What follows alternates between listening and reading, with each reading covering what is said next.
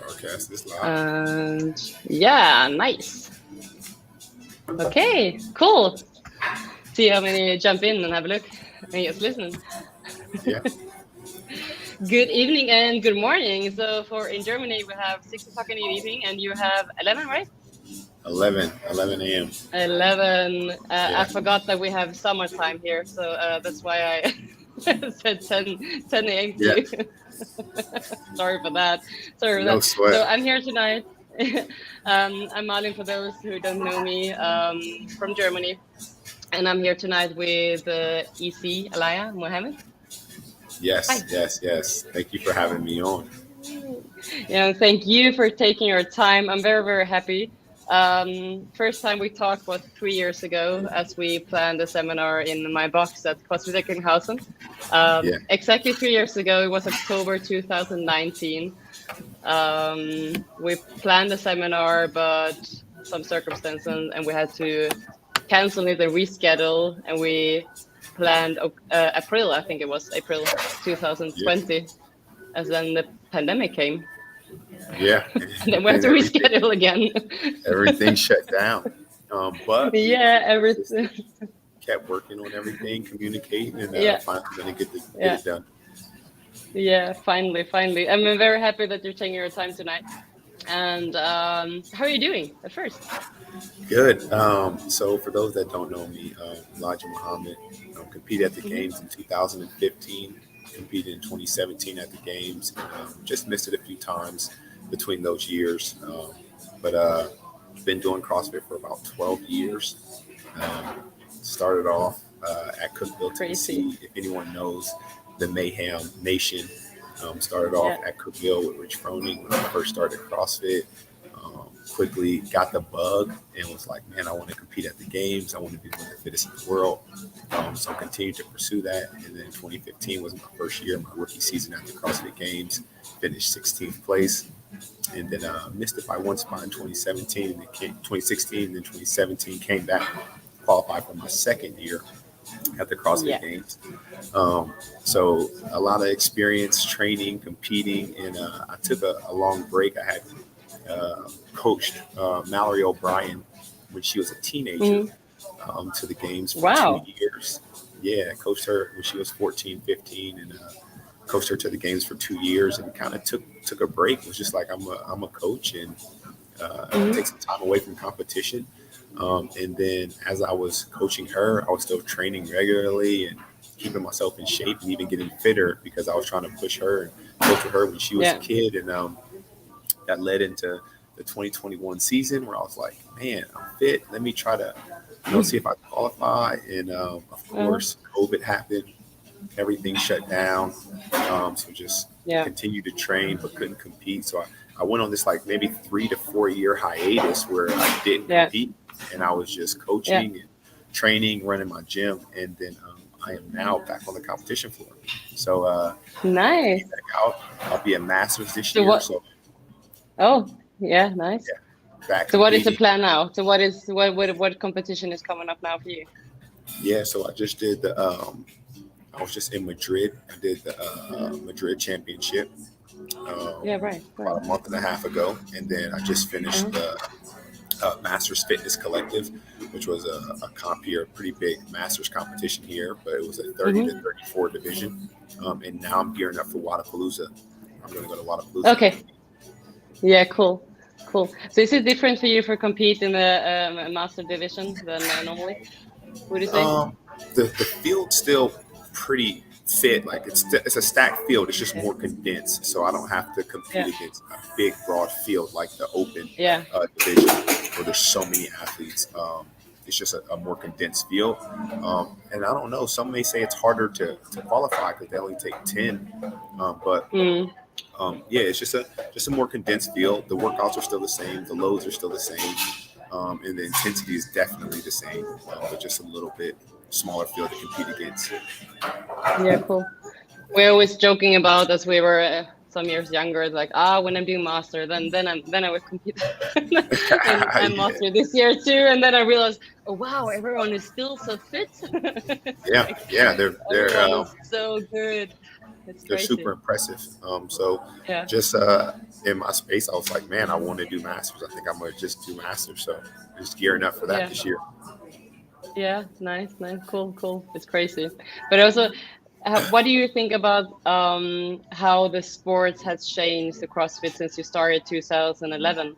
I mean, you have been there many, many years now. What do you think Yeah, of all the people are change? just people are just being are constantly like pushing the needle forward, like Yeah. advancing in their fitness, being able to do different tasks at a higher level, learning about how to like basically train and get their bodies to peak at certain times and their fitness to peak at certain Yeah. times. So it's really, really evolved in what we were doing back then to what's capable now. Like the norms are Yeah. just drastically different. I was talking about like the handstand walk, ramp, and stairs. It's like Yeah. that was not even an idea, and now people are just running through that in an Yeah. event where it's like normal.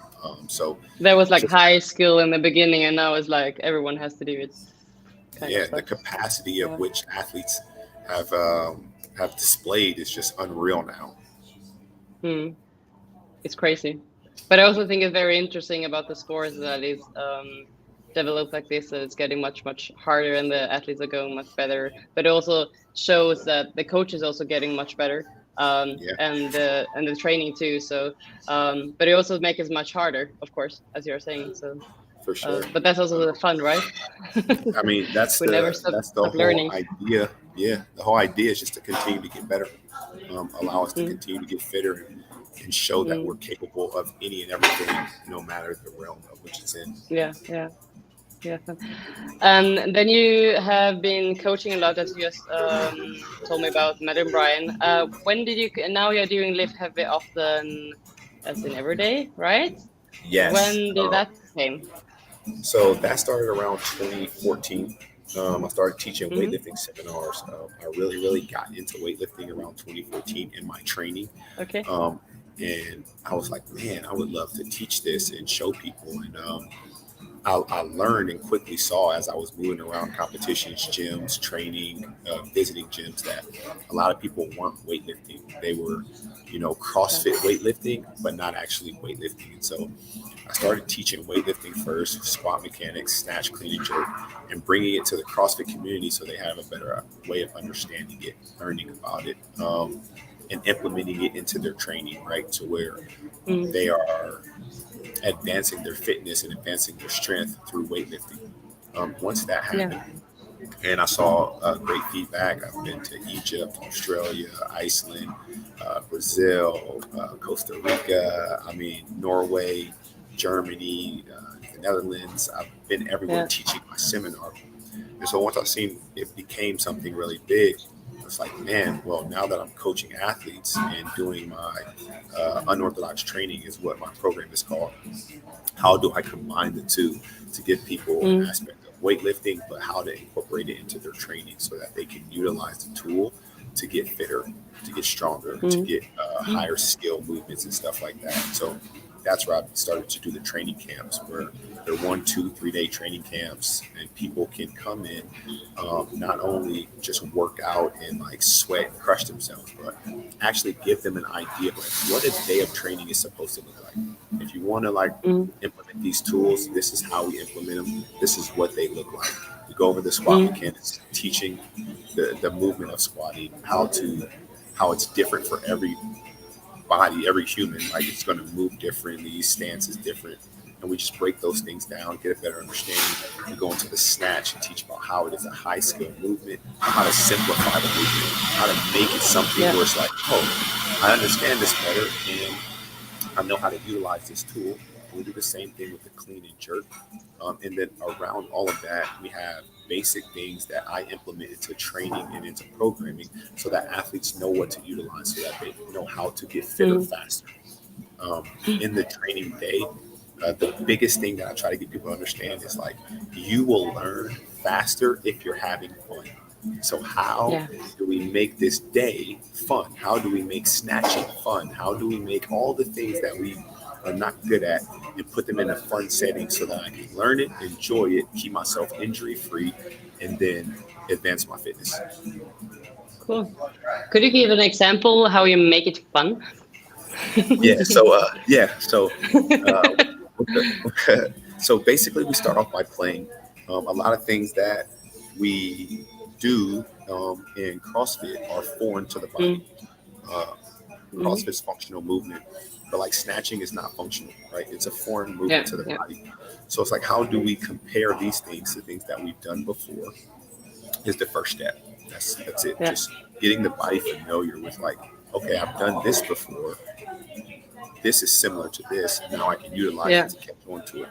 But then we just play. Okay.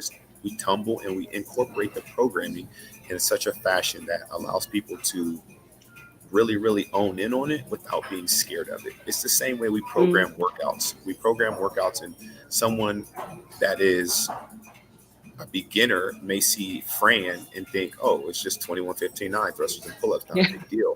But someone that has been doing CrossFit for a year or so, they see Fran, they're like, oh my goodness, Oh this is fuck. gonna suck. Yeah, this is gonna hurt. So it's just how do we program that and transform that mentality and give you a plan of attack so that you feel comfortable and you're ready to have fun and push yourself, Mhm. rather than you seeing a workout and just being devastated. And I think that comes in not only with the programming, but the explanation of why we're doing Mm. certain things and how they help. And that's what we do in the camp. When you get a Mhm. workout, when you get a warm up, when you get your weightlifting, when you get your accessory stuff, I give you the why and I explain it to you.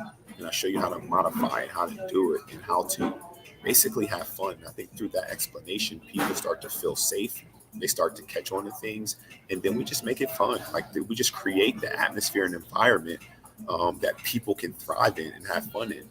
Mm. Yeah, we're going to do things that are going to suck and that are going to challenge you, but that doesn't mean it doesn't have to be enjoyable. That doesn't mean it always has to be just deadly. Um, and I Mm. think that is what the training camp embodies. It's like I want to come into your space and I want to create an environment and an atmosphere which most gyms already have, but that's fun, that's thriving, that's exciting, Mm. and that teaches you new things so that you can take these tools and say, man, I'm ready to go. I'm ready to learn this ring muscle up. I'm ready to learn how to snatch. I'm ready to learn how to do this. I'm ready to push my body to the next level. And I think Mm. that is what I try to do in my 2-day training camp is instead of forcing people to do things, it's just providing opportunity to learn something new and making it look appealing. So it Mm. looks Mm. like, ooh, like I might be able to do Yeah, that. looks fun. And Yeah. that looks fun, right? And we Yeah. just Yeah. keep the energy up and the atmosphere exciting so that people buy into the program and have fun doing things. And then they start learning things. And once they start learning things, they then take matters into their own hand and say, you know what, I'm going to get this. Something like Mhm. a handstand walk where people are like, oh, I'll never be able to handstand walk. Mm. Well, it's like, how do I teach them the modifications? How do I teach them the Mm. basics of it? How do I get them familiar with it so they feel comfortable? And then time over time, after they start practicing on it, because I provided that opportunity for them to step in, then they start actually saying, okay, I want to try this and I might be able to do it. That's so cool. I like that. That's very Yeah. cool. And I mean, when I have my members, and I see, okay, they notice and start to learn something and have fun doing it. They got so curious about it, and they get hungry for more the whole time. As more they Yeah. learn, the more fun they have. They want to do even more, and that is so important. But is that the thing what you have maybe learned from your kids? Because you have 3 kids, right? 4 kids. Yeah. 3 boys and 1 4 kids. girl. Okay. Yeah. Yeah. Okay. Is this something what you have picked up from them Yeah. also? It's something that, as I had children, I really dived into adolescent psychology, studying how they learn their growth stages and everything like that. And the biggest thing that I took away from it is that if you want a kid to enjoy something and have fun in something or learn something, they need to be having fun. And so I try to make every Yeah. atmosphere fun with my kids, whether we're studying for school or whether we're out in the garage playing or whether we're trying to learn a new sport. I try to make sure the atmosphere is what it needs to be so that they can have fun, learn, and thrive in Mm. doing it. And it's the same way with adults. If you go into a workspace that you dread, you don't like, you don't want to be there, you're not going to learn much or get much. You're just going in to do the job that you know and get out of there. But if you're in an environment, atmosphere where you're learning and having fun, you're going to thrive. You're going to catch on to things faster, and you're going to be ready to implement and try new things. And so it's the same way with training. We just got to find a way to make it appealing. And using these tools with my kids has taught me how to implement them and how to do them, because I work with my kids a lot in other aspects, such as working out, training, or sport, or school, or whatever it may be. Um, and so it's just trying a way to make it fun so they can enjoy it, and then they'll take matters into their own hands and continue to excel at it. Cool, very cool. But that is, it sounds almost that it's also just the mindset what you also teach. That, I mean, sometimes you maybe say, okay, it can't always be fun. Sometimes we just have to do it. But I also think like, okay, but we can make it fun. So Yeah. it's just, we can turn it around and like, okay, maybe think about it. Okay, it doesn't sound fun, but come on, we can just change the mindset and make it fun and just do it another way. So it's I mean, and that's absolutely correct. But here's the thing: the people that walk into CrossFit gyms, they want to get better. They want to get improvement. So we make it fun and appealing so that when they come in, they're enjoying it constantly. And then they soon will take matters into their own hands and say, okay, I really want to get better at this. I really want to push at this. I'm not afraid of this. I'm not afraid to push my body through this workout, or to make this workout hurt a little bit, or when I'm in distress and pain, I understand how to manage it and push through it. And those are the things that start to come. So the initial is having fun, and the constant is let's have fun and enjoy so that we can learn. The drive and push comes through competition in the classes, the coach pushing you, giving you a plan of explanation of how to attack a workout. That naturally comes, and that shows up in everyone, that they kind of have a little bit of grit and try to push through things. So you don't have to force it, but you have to be consistent in making sure that they're enjoying it. Yeah, cool. Would you say that is or sometimes when I'm watching the games on Netflix, all this fitness and earth and everything, I love every time when they're asking the athletes or Matt Praise or whoever it is after how was it? Oh, that was fun. That is always the answer. Yeah. And I'm thinking like, wow, that looks very hard. And there's always the answer from that was fun. That was cool. And I think that's just a part of like I was able to push myself. I wasn't scared. I pushed myself. I fought hard. I gave my full effort. And at the end of it, it's like, that was fun, right? So I just think that's a byproduct of, coming into the gym, enjoying what you're doing, and being able to see yourself excel and just put forth effort. Yeah, cool. Okay, so when we're going back for coaching, what is very important for you to be a good coach? What characteristics? What is it in English? Characteristics. You know what I mean? Yeah. Yep. What is the most important for you? If you would say like 3 things.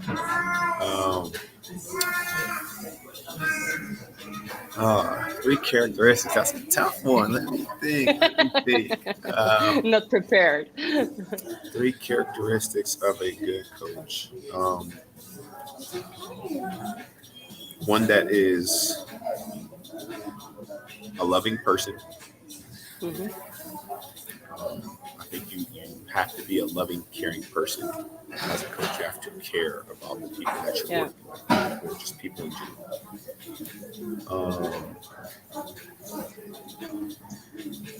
I'm going to use the word invested because it's broad, and I can use it for many things. But when I say invested, I mean like invested in learning, invested in people, invested in like the opportunities that you may have with these people. You just have to be very, very invested in the process in which you have to do. And then the last thing for a good coach would be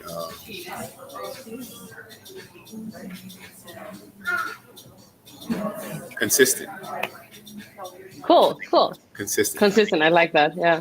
I think as a coach, you have to be very, very consistent with your words, with your attitude, with your behavior around the members, with your coaching strategy, with like everything. It's just a well-rounded consistency, and like I'm doing this, and I'm going to present the best of me every single day to the people that I'm working with. That is so important. I think we have talked about that a couple of times here in this podcast for Coaches Snack, and that was always one of the things that always came up.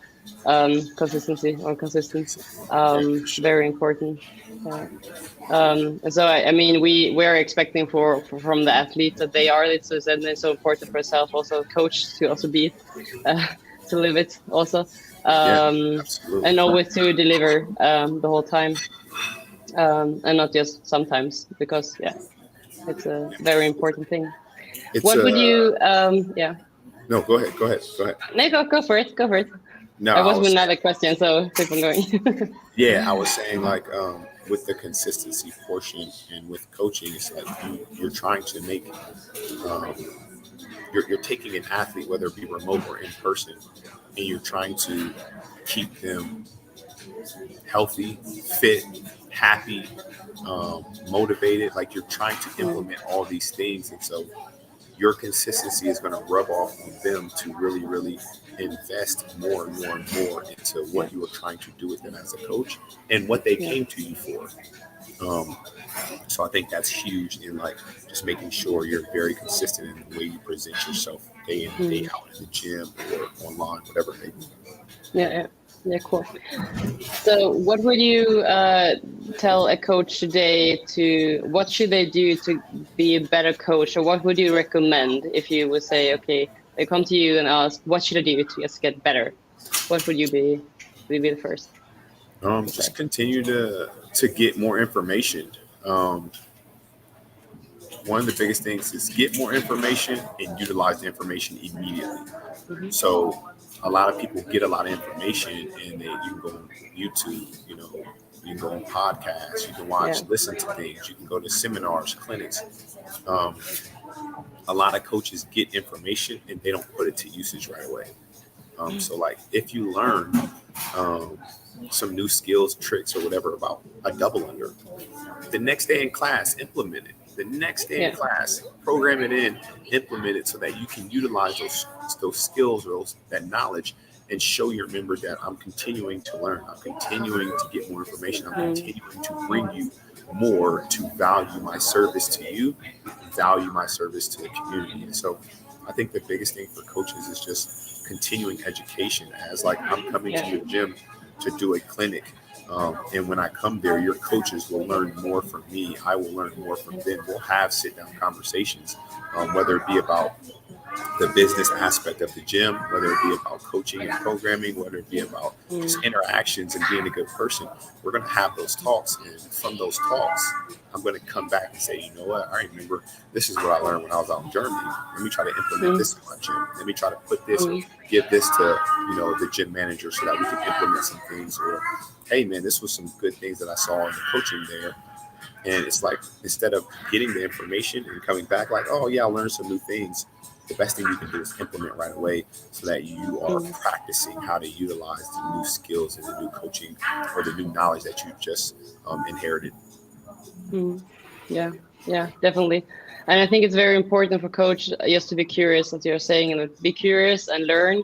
I want to learn the whole time. But I also say to my coach, like, never be afraid to ask why, because sometimes it's like they are looking too many YouTube videos, and then they just take something, oh, cool progression, and let's do it. But then I always say, okay, just ask why they're doing it, and what is the task when they're what they want to learn, or whatever it is. So don't be afraid and ask why they're doing it. Yeah, And I think that's I the think that's biggest thing about my clinic is that yeah, I don't wait for you to ask why. I try to deliver the why. yeah, Why yeah, of why I'm doing this, why you should implement this, why this is mm, important.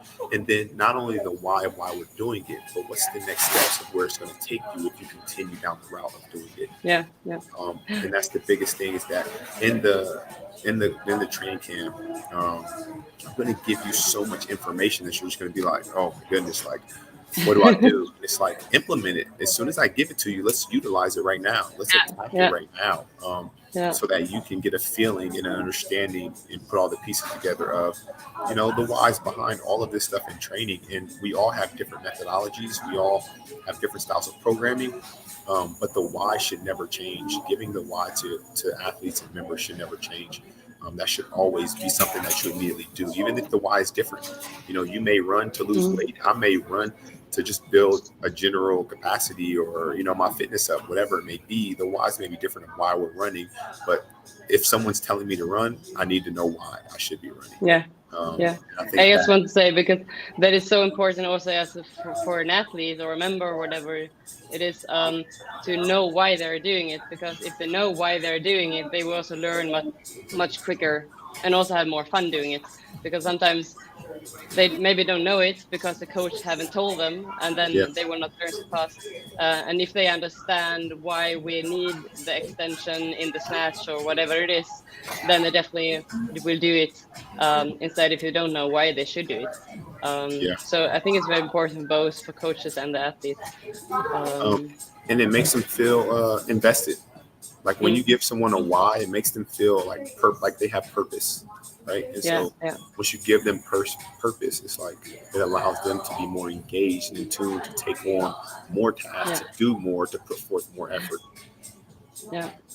Yeah, I think a why is always very interesting and as important, as you say, because that is also like a thing when I have members and they have a goal, I always ask them why they have this goal, and then it's always like they always have to think about it, and then it's also, but you have to know why you want to reach this goal. And if I start to asking everything, and then it's like, okay, yeah, because and then it's much easier to do it. Actually, for sure, absolutely. To find the motivation to do it. Yeah, cool. So if we turn around to get back to you're also an athlete, would you say that you're more like a coach or an athlete, or would you say you're still both? Or is it switched the whole time? So I've always been more passionate about coaching, but always have had an ability to be a really good athlete. Okay. If that makes sense. So I've always just had a God-given ability and the drive and the want to, compete, push myself, and test myself in multiple ways. But I've always been very, very in tune with being able to deliver information, download information, and then give out information and work with people. And it's something about, and I think this is why I have kids, and I've always wanted a lot of kids. It's something about when you help someone and guide someone that's very, very fulfilling for me. When I'm in a position of like, this person needs my help and wants my help, and I'm able to guide that person to their successes, or guide that person to their, goals, or whatever it may be. It's just something really, really fulfilling for me, that I don't get the same fulfillment when I win a competition or hit a new PR snatch. It's like, it's just the moment. It's like the moment. For me. It's like, I did that. I feel great. And it's like, okay, let's move on to the next. But when that person hits a milestone that I'm working with, it's like, I may feel that for a couple of days, maybe even a week, where it's just like, yo, you're on the path. Continue to be excited about it. So I wouldn't say I'm just one or the other. I think they balance me out well. And I've tried to just be a competitive athlete. I did not coach, and I was just competing. And I drove myself crazy, just training all day. And then there was times where I just tried to coach, and I drove myself crazy because I was like, man, I need to work out. I need to lift. I need to sweat. And so I think the balance is having both of them to ground me and keep me right where I need to be. Yeah. I would say today that I'm more coach than athlete, but I still train very much. And I always say to myself, I need it, because I notice that I get a better coach when I'm training, because I learn so much from my own training, what I then can give out to other athletes when I'm doing it. So I guess you also take that with you also as a coach, because you have a lot of experience also as like an athlete. For sure. Yeah, they're cool. What would be your best advice as an athlete to another athlete that wants to get better? Best advice. Best advice to an athlete, as an athlete to another athlete that wants to get better, is just be prepared to make the sacrifices that are needed. That would probably be my number one piece of advice, because a lot of people want to do things, whether it be athlete, whatever it is, they want to do things, but they don't process, the sacrifices that come with actually putting forth that effort or doing that thing. So I would say be willing to make the sacrifices. And now in today's day and age, and I've always said this, even though I've never had a coach, find someone that will invest in you, that you trust and believe in, that will invest time in you, that will guide you and support you, that may have a little bit more knowledge base or experience than you, and use that. Don't just use it as whatever you tell me to do, I'm going to do, but use it as how do I gain more information from this person, so that I can guide myself or help guide others. And so be willing to make the sacrifice and get yourself a coach or a mentor. Did you just say that you never had a coach? Sorry. Yeah, this is my first year having a coach. Why? Yeah, it is. Yeah, How did it come that you didn't have it before? I didn't have a coach before because my life was unorthodox. And what I mean by that is I had 4 kids. I was a competitive athlete. I ran a gym and had a lot of things going on. And I never wanted to feel like I was letting someone down because I wasn't consistent training, or I needed to put training to the side for a little bit. And I had a very, very good knowledge base of what I needed to do, what I needed to work on. And I wasn't shy of working on my weaknesses, putting forth effort in things that I didn't know, because I knew I could control my atmosphere and I knew I could keep myself mentally in a good place to continue to push through these things. And so I just never felt the need that I needed to coach. And on the other side, being an athlete, right? Like that, whatever the coach says, like I'm on, this is the team. I'll make this, I'll do whatever is needed. I just didn't want to feel that. I just wanted to be able to do it myself. And so, I never had a coach. And then this year it was just like, okay, like I'm tired of processing, trying to figure, putting it all together. I just need someone to tell me what I need to do, and I'll get it done. That's why I got a coach this year. Okay. So who is your coach today? Jason Layden. He's based out of the East Coast, and he is he's the owner of Conquer Athlete. Okay. Yeah, cool. Yeah. How does it feel? Does it make any difference in your training today when you have a coach as you didn't have a coach? The mental portion is what helps me a ton, right? I don't have to think about programming, working out. I just open up the app, I see what I got, and I go forth and attack it. Jason has been watching me compete for years, and he's someone who I've spoke to about programming for multiple years. So I know we are very, very similar in the way we program. Yeah. So basically, he is similar to me in programming. He's just a lot more aggressive. He's just more like, we're going to do a lot of these things, the small dosages in which I used to do them. So the difference is that the mental freedom that I have, not to figure my programming out day to day, week to week, month to month, and then the aspect of like, oh my gosh, like I wouldn't program this for myself. Like this is really hard. Like I have to now gear myself up. Like the other day, I had a 30K biker, and I've never sat on the bike for an hour in one sitting. I've done intervals in an hour window with something else, but I've never had a single modality for an hour in training. And he has me doing these things regularly where he's setting my paces, setting my intensity, and telling me, my distance or whatever I should reach. And it's just like, now it's a mental push. It's a mental crap. Like, am I capable of doing this? But I have to put forth the effort. And so those are some of the things that I never really did. I never really got into that side of it. Cool. What would you have said to yourself 10 years ago as you started with CrossFit today? What would I have told myself 10 years ago? Limit mistakes. Okay. I told myself 10 years ago, limit mistakes. And in meaning that, I mean like little mistakes about like events, workout, listening to your gut, not getting too cocky or too overly excited, like having more control so that I can stay focused, eating better, like, recovering better, like just limiting the little mistakes that I make in my daily training routine that costed me, like, maybe qualifying for the games a few years, that maybe um, cost me, like, um, time and, like, consistency in my training. And so I think that's something that I've had along my journey. It's just like small mistakes. It's just like I didn't feel right because I didn't think I needed to.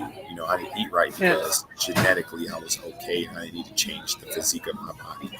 I didn't rest and recover properly because, I had kids and I didn't have a specific routine that allowed me to, rest and recover properly throughout my week of training.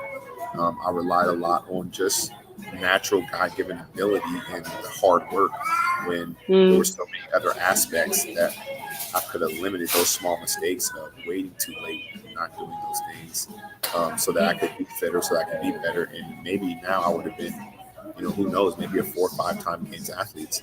Um, but that's probably the biggest thing is, find a way to limit mistakes is what I would have told myself 10 years ago. And in telling myself that, it would allow me to say, okay, what else do I need to implement and add to make sure that I am at my best I can possibly be. Yeah, cool. But you probably also learn a lot from the small mistakes, what you actually did probably in the end, right? Absolutely. So mistakes are sometimes also a good thing to do, to learn some, but we could also shorten this process not to do the mistakes and maybe reach the goal a little bit earlier. For sure. Absolutely. Yeah. But I also think that is a part of the sports and part of the thing today, that we learn so much more, that there's so many aspects around it that are very important, like you're saying, like the recovery, like the sleep, like the nutrition and everything. But because that is things what I see, and also through the social media today, that it's not just about the training today, because there's so much more around it the whole time. If you want to be a good athlete, and also if you want to be a good coach, it's not enough to be a good coaching the movement, because have to be a good coach in programming, in the movement, how the skill is, what they should do, how they should sleep, how they should eat, and everything. There's so much more today, which doesn't make it easier, but it's also making it a lot of fun. But we have to know a lot as a coach today, and also as athletes. Yeah, absolutely. Yeah. Cool. So you will come to Germany in December, the 10th and 11th. I'm looking forward very much. Can you just tell us how the weekend will look like, the Saturday and Sunday? Yeah, like a short version of it. Yeah, so we'll kick off the beginning of the day with some, introduction, getting to know people, talking about training. We'll start off with some mobility stuff, get the body prepped, showing you different things of just what you already know, but, kind of the why behind all of these little things that we utilize on a day-to-day basis to prep the body, keep the body safe. We'll then go into some squat mechanics, breaking down the squat. We'll have a breakout squat session where we'll put some weight on the bar and we'll squat a little bit, have some fun. Once we get done with that, we'll have a little break. We'll talk about the squat and go over some Q&As, whether it be injury stuff, whether it be movement mechanics. We'll just dive into like the squat. And then after that, we'll go into the snatch. We'll weight lift. In the snatch portion, this is like the favorite portion of teaching. But we'll go into the snatch. We'll break down the movement, understand the mechanics, get a very, very in-depth usage of like how complex this movement is, but how we can simplify it so that we can master the movement as much as possible. After we get done, we'll have a breakout snatch session. We're gonna lift. We're gonna throw some weight around. We're gonna have some fun, and we're gonna implement some different things into the snatch that allows us to get more familiar with how we should be incorporating that into our training. Once we get done with that, we're going to go into our training session, which is my interval style training session. Love interval training. It is by far what most people should be doing and implementing in their training as much as possible. But we'll go into that, and all of this will be explaining the why. We'll be giving the why, the details of how we utilize it, Q&As, asking questions. After we get done with that, I'll have a programming lesson.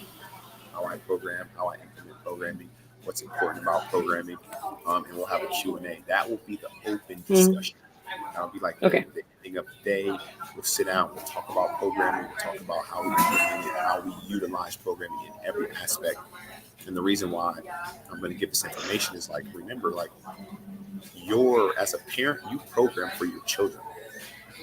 You dictate how their day is going to go, what time they need to wake up, what time they need to do this. And in that programming, you can control the outcome of their day, how their day is going to go, how they feel about the day. If they had a bad time over here, how to transition that over here. And we utilize that same thinking in our templates and in our programming for CrossFit. And we're going to talk about it. Once we get done with that, we'll break for the day. Hopefully, we'll have some good spots to go eat. If anybody wants to join me out for dinner. Yeah, we will plan that. Yes, we'd love to have everyone out. And if we do go out for dinner, hopefully we'll do that. We'll talk more about life stuff. And get a little personal and just have open, good conversation. When we come back day 2, we'll go over the clean and jerk, talk about it, same thing, master it. We'll have a breakout clean and jerk session, which will go into some detail of how we implement this into our training, why it's important, and then how we master the movement. Once we get done with the clean and jerk portion and we lift and have some fun, we'll then go into our training again. And in our training, we'll talk about not only like metconning and working out, but we'll talk about like why are these workouts implemented, how do we improve in them, along with the accessory portion, why it's important to do accessory, whether it be gymnastics, skill, weightlifting, strength, bodybuilding, prehab, all the different things that you can implement in accessory work, why they're important, why we utilize them, and why you should be doing them pretty much every day in some shape, form, or fashion, especially in your beginning stages of coaching or becoming an athlete, whatever it may be. And then after that, we'll talk about implementation into training and a lot like some recovery stuff, some just how to stay healthy, how to keep your body where it needs to be. And once we get done with that on day 2, we will finish up with the Q&A, hang out, talk, chat.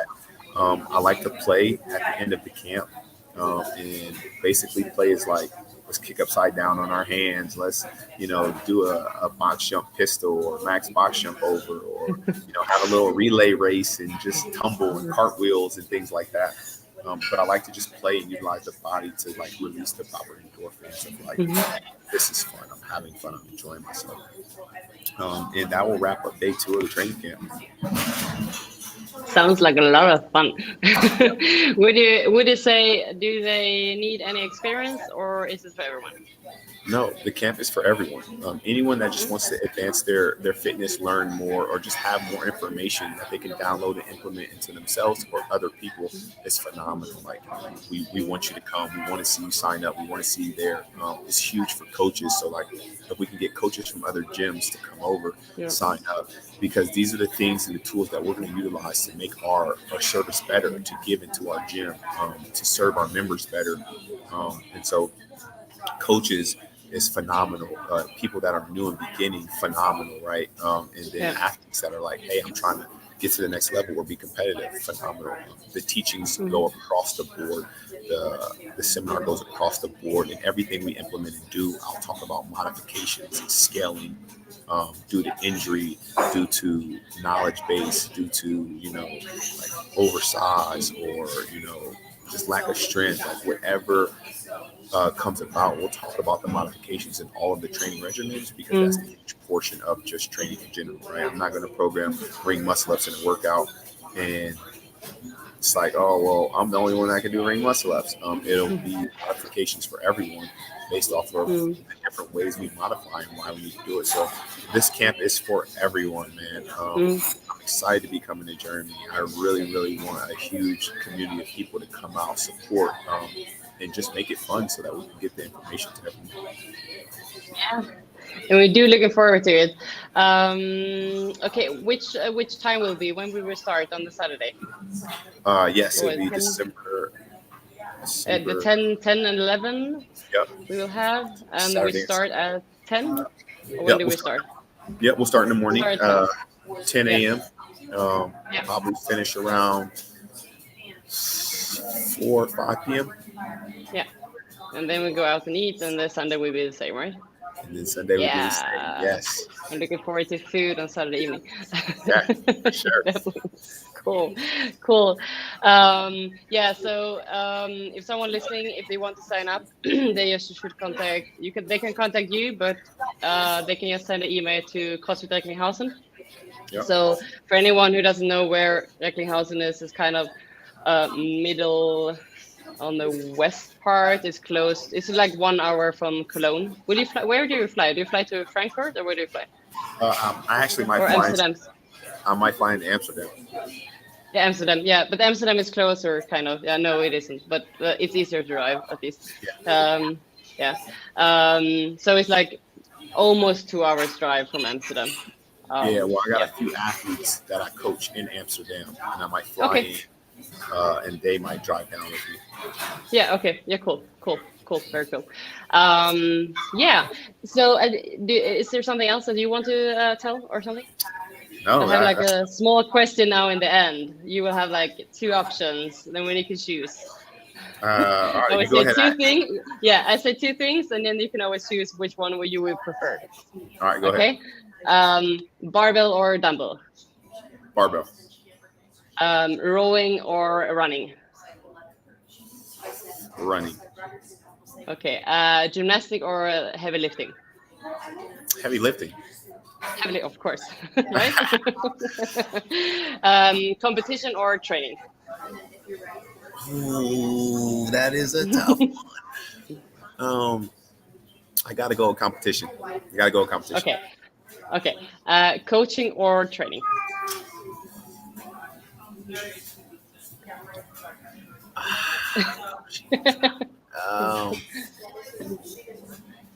Man, I gotta go. Can I say both? Can I just say both? Okay. It's okay. Right.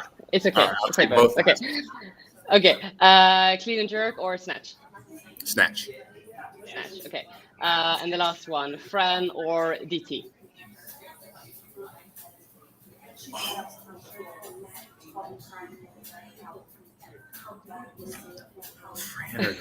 You can say both. Yes, choose one. I gotta go with Fran. I think I gotta go with Fran. Really? I thought you would say DT. I Why? love DT. Fran because it's CrossFit. It's thrusters and pull-ups. It embodies CrossFit. So yeah, I'll have to go with Fran. Fran, really? Was it Fran also qualifier for the Master for Wodapalooza? I guess a couple of. Yeah, it was for team for Wodapalooza. For team, team. Right. How did it go? So you guys have done it, right? I got 210. Okay, nice, crazy. I hope we will not do Fran in December, but we will not be doing Fran. I would prefer DT, but yeah, Fran is a good workout. Cool. Okay, so guys, if you have any question after, you can just send me or you can send it to EC. And I think we will just like round it up here. Yeah, and for sure. Next time we will see in Germany in December. In person. I'm looking forward to it. It's been too long time now, but it's finally coming up. Yeah, for cool. Sure. I'm excited. Thank you so much for your time tonight. Or tonight, it's morning. You will go and train now, or what do you do? Yeah, got coach class. Oh, okay. Yeah. Nice. Then I wish you a great day, and we see you in Germany. Thank you. Appreciate it. Can't wait to see you. Thank you so much. So now I just have to stop here.